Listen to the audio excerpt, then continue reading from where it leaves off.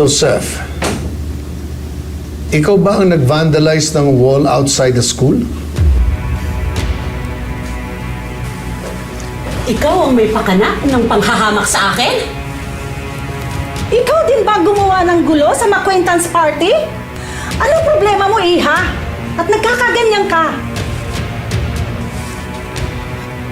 Don't just sit there. Aminin mo mga kasalanan mo. Sino ba ang mga kasabot mo?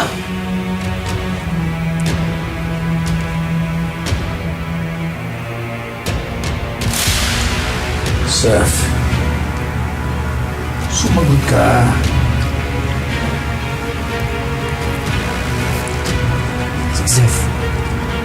Seth, sagutin mo na.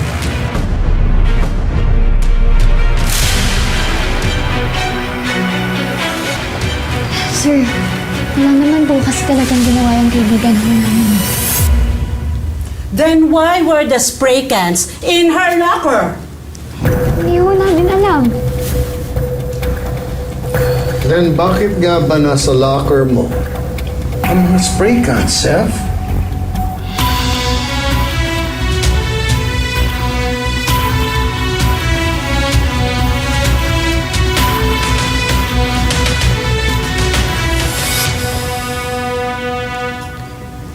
Mr. Rodente,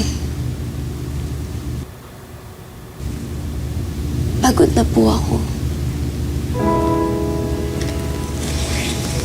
Paulit-ulit na lang po kasi nangyayari to eh. Gusto ko lang naman po makapagtapos ng pag-aaral. Public man po or private.